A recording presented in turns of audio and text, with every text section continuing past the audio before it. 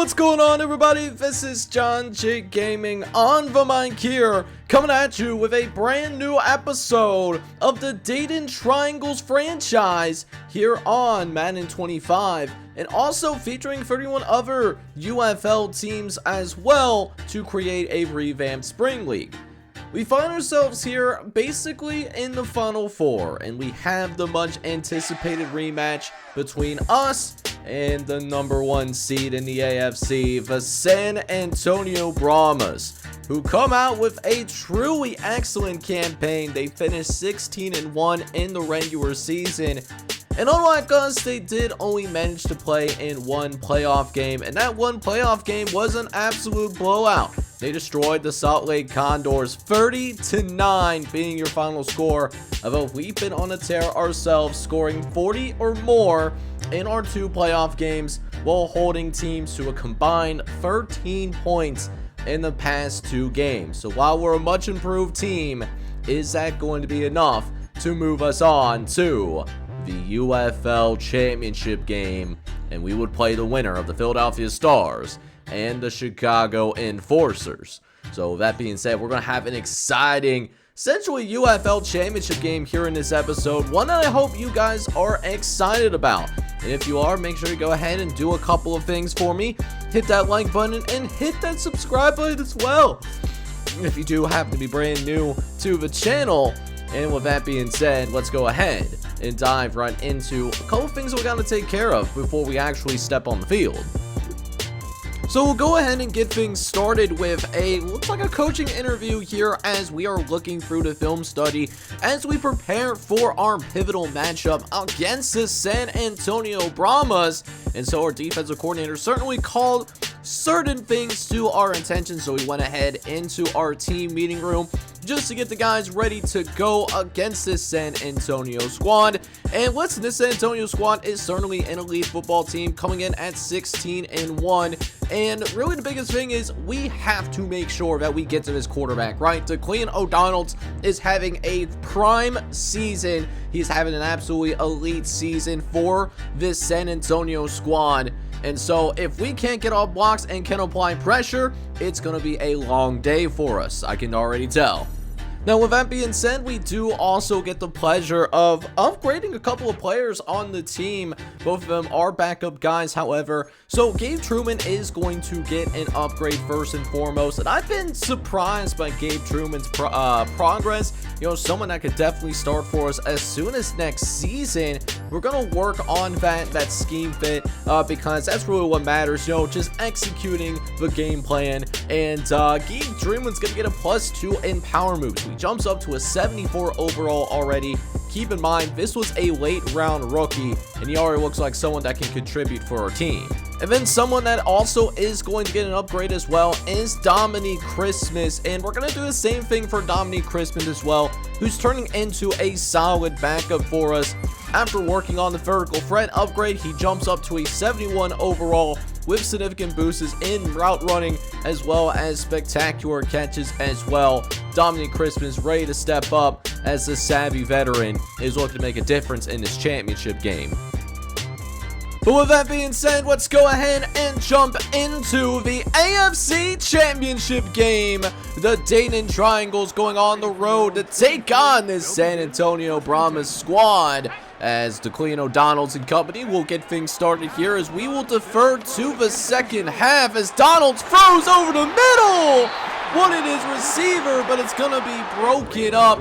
A bevy of Dayton defenders able to make a play on the ball, and instead it's going to be 3rd and 6, a chance to get San Antonio off the field early, but we can't do it as Percy Love gets into open space and picks up a first down for the San Antonio Brahmas squad.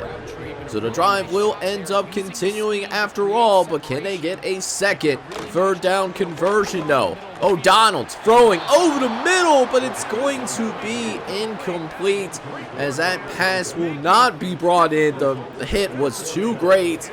And so a good start for the defense, but now our offense will go ahead and go to work here, as we'll go ahead and send Leon Thomas out into motion as Gower looks over the right-hand side. He's going to find Grayson Heidick Grayson Heineck's going to go ahead and pick up some yards for us there. 3rd and 4 coming right up.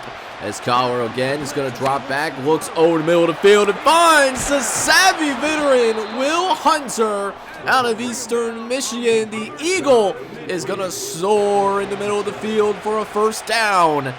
And we are now finding ourselves in San Antonio territory. And with that throw over to the left-hand side, again to the savvy veteran Will Hunter, we are officially going to find ourselves in field goal range. An absolutely incredible start here thus far as we're looking to capitalize on the field position that we have been provided. As one more 1st down will get us into the red zone. But on 3rd and short, though, we're going to go with the 5-wide set here. Put some pressure on the pass defense. And sure enough, Will Hunter gets to the outside and nearly finds the end zone. They're going to mark him down just short, though. He'll be marked at the 1-yard line. And with that being said, we're going to hand it off to the backup tight end, Dominique Christmas.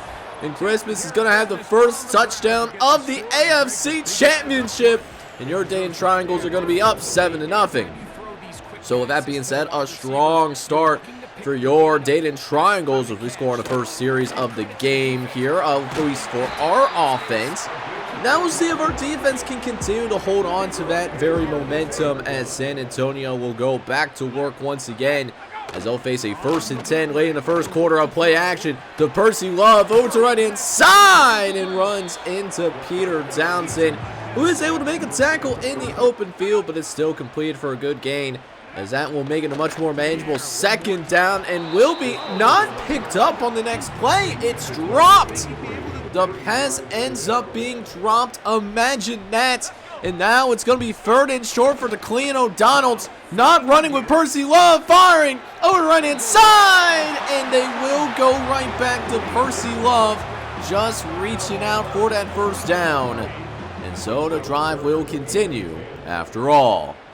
3rd and long coming up, though, for San Antonio after a couple of short plays as O'Donnell's had some time in the pocket. Tries to step up, but it's going to be brought down from behind. And it's our star linebacker, Cameron Spencer, able to lay the lumber as that will bring an end to the 1st quarter of action already. Your Dayton Triangles is going to enjoy a 7-0 lead early.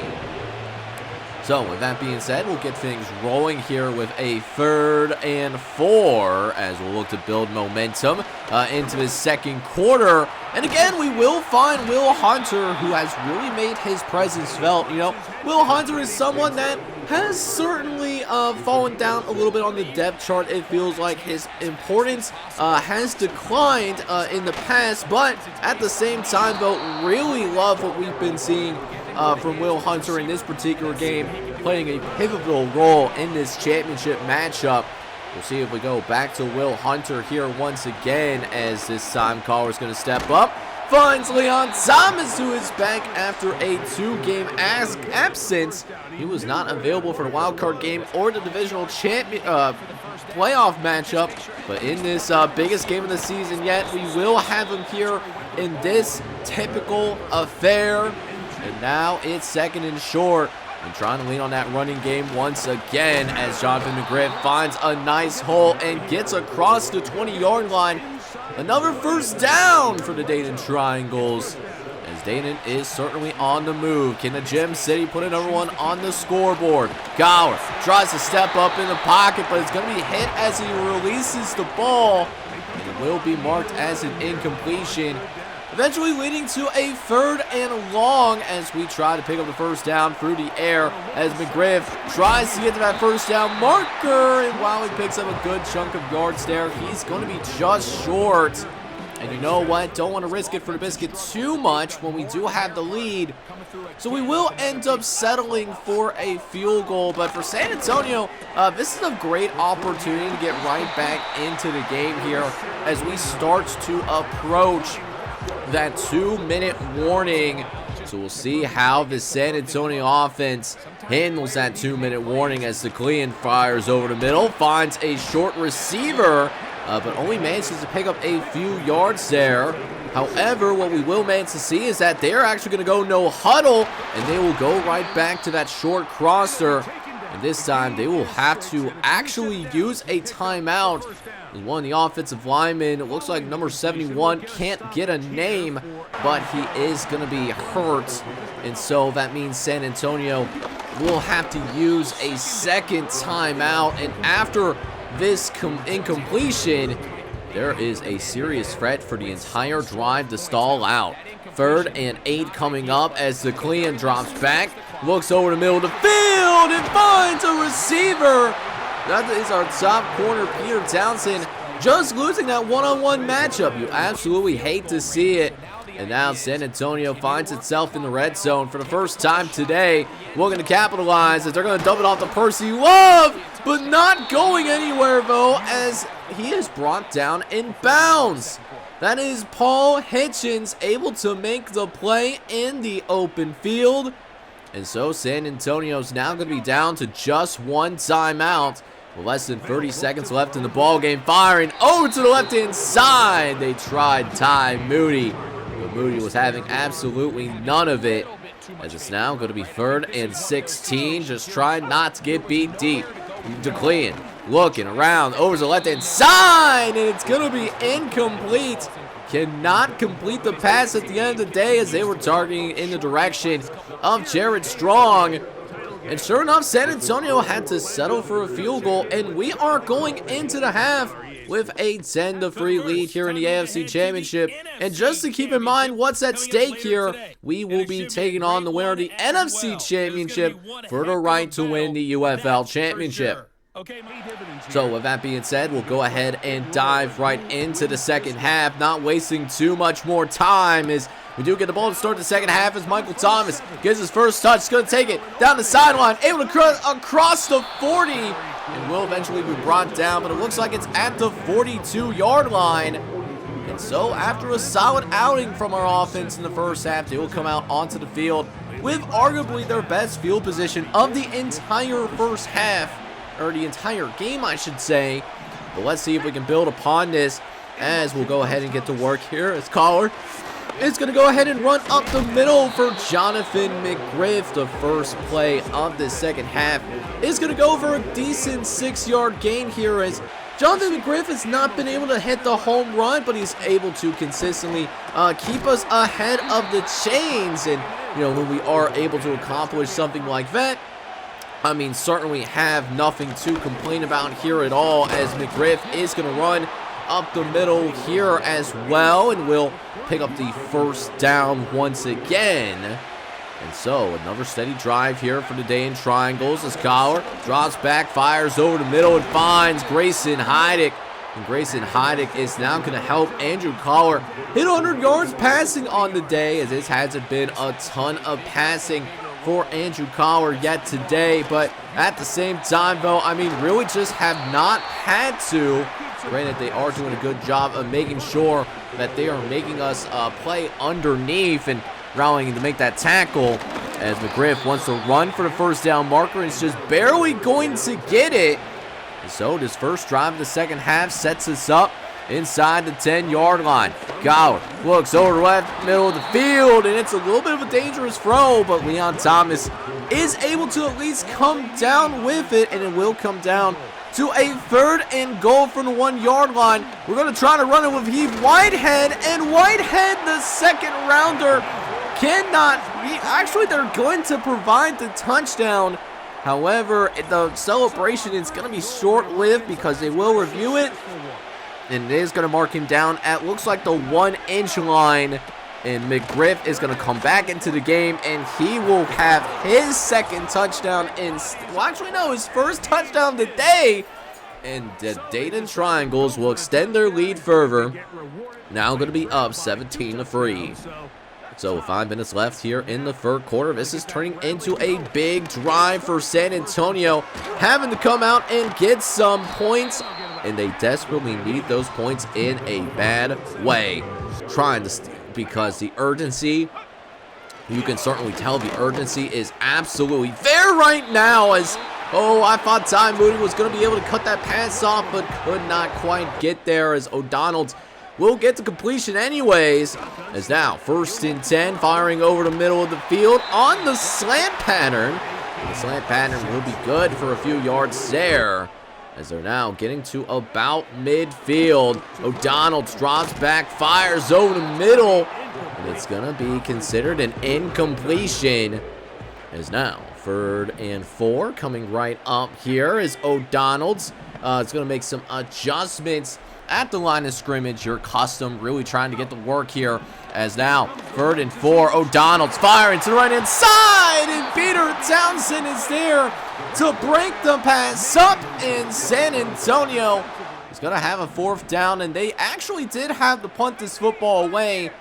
However, we will not be able to really take advantage as we end up going 3 and out ourselves. So really not too much time has passed necessarily before we see San Antonio with the football once again. As now 2nd and 4 coming up, firing over to the left-hand side, and that is going to be marked as an incompletion. So now 3rd and 4 coming up. DeClean O'Donnell is going to try and pick up this 1st down conversion. O'Donnell's in the shotgun, looking over to the left-hand side. He's got an open man down the sideline. It's going to be caught for a huge 1st down, finding Reynolds on that wheel route. And they're now finding themselves in Dayton territory, looking to continue this drive, but it will have to go into the 4th quarter, as we only have 1 quarter left. 1 quarter away from going to the UFL championship. Can your Dayton Triangles get it done? Only one way to find out. So with that being said, boys, we'll go ahead and jump into the 4th quarter of action, as O'Donnell lines up in the shotgun once again, firing over to the right-hand side, and Peter Townsend makes a tackle right away. But they actually might have had a generous spot there. I did not think they picked up that 1st down, but apparently the refs disagree. And so that means the drive will in fact continue. They probably would have gone for it on 4th down anyways, but you know, it is what it is at this point. But 9 minutes left in the game. They're going to fire over to the left-hand side. Wanted to get that spin move out, but Denario Allen was having none of it. Nice little tackle in the open field, able to keep it to a reasonable game and make this a little bit longer of a 3rd down. It's going to be 3rd and 5 coming up, which is not the easiest 3rd down to pick up, as O'Donnell looks around, is looking to see somebody get open, and he had a man in the back of the end zone. Touchdown, San Antonio!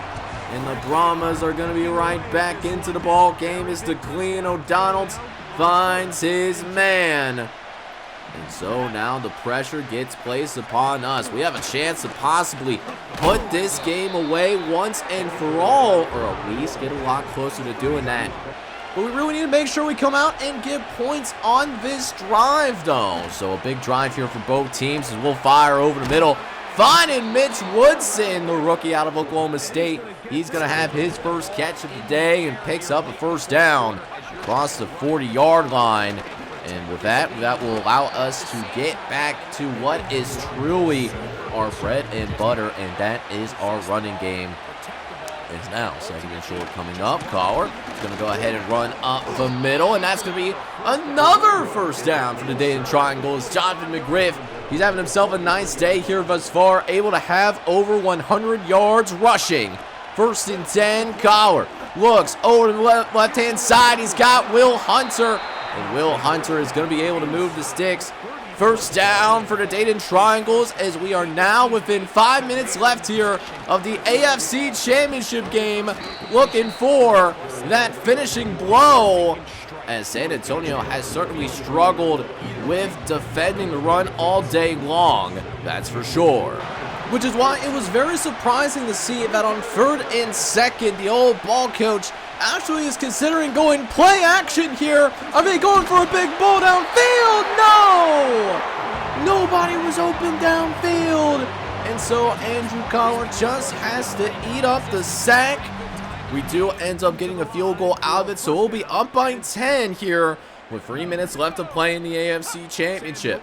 Here we go. 1st and 10 from the 23-yard line. DeClean looks over the middle and is going to find the receiver. 1st down. And just like that, the San Antonio Brahmas are officially going to be on the move, needing to score quickly, but doesn't necessarily have enough time to get the ball out of bounds. As now 2nd and 10 coming up. Collar is going to go ahead and run up the middle, and that's going to be have to be a touchdown. They can also go for a field goal.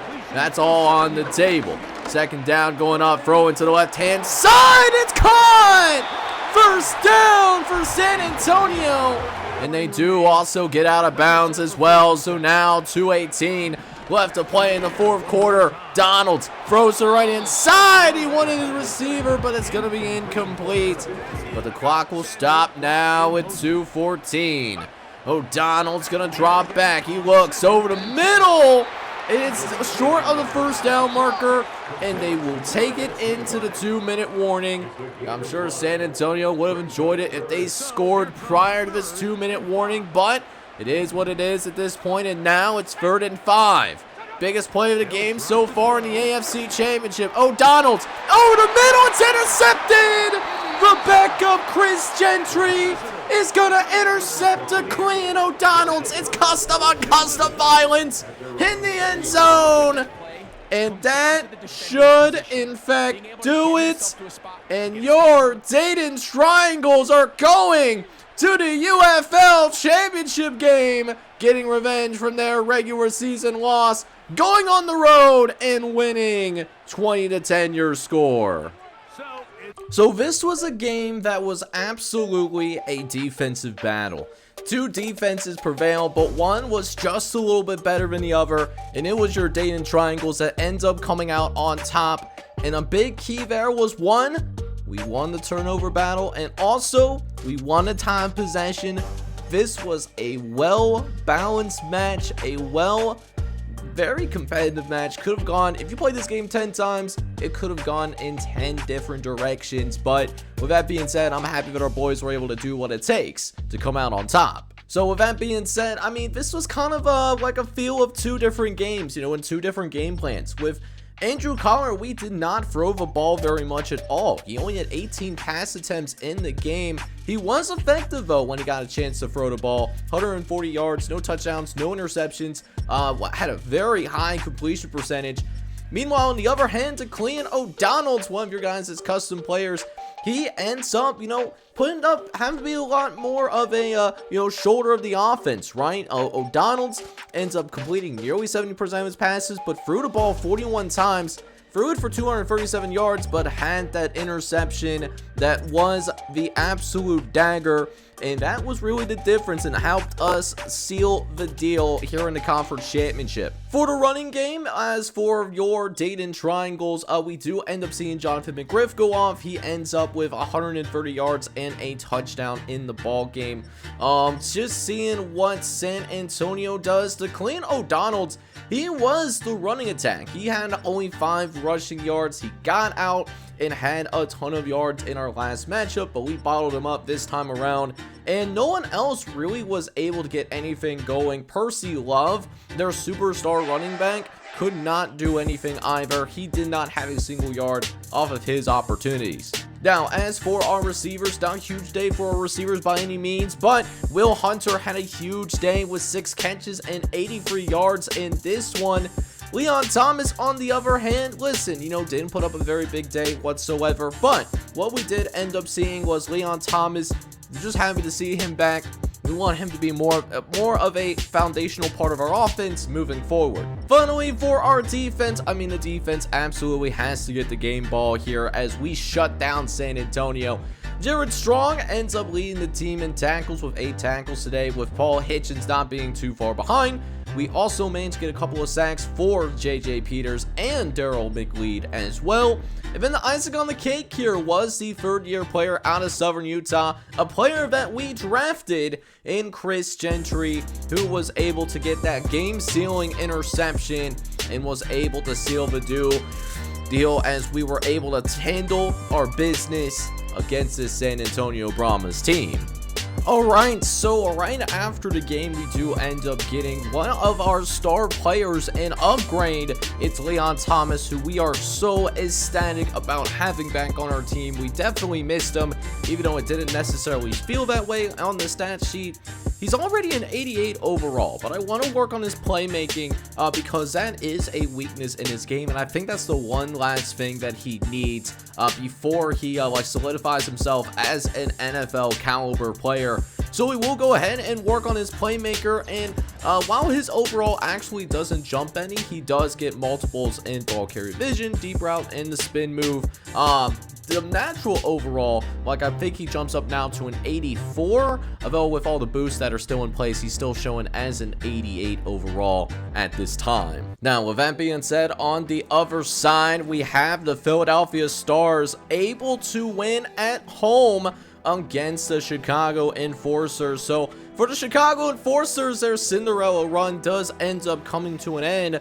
However, for the Philadelphia Stars, the run is going to continue, and this Cinderella run will take them into the UFL championship game, where your Dayton Triangles will take on Philadelphia for the rights to be UFL champions here in season number 4. So how I want to do things in the next episode, I want to do things a little bit different.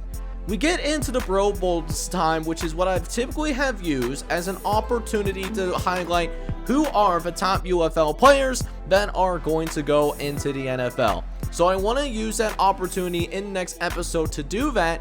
But to build on top of it, what I also want to do as well is that I want to go ahead and I want to preview what this championship game is all about. I want to see what we have between us and the Philadelphia Stars in the next episode, man. Really excited to go ahead and jump into it, as it could lead to some sudden lineup changes for the championship game, and I hope you guys are absolutely excited for it. If you are, go ahead and do a couple of things for me. Hit that like button, hit that subscribe button as well if you do have to be brand new to the channel, as this is John J. Gaming on the mic signing off. Hope you guys are all out there having a good one. Take care, everybody.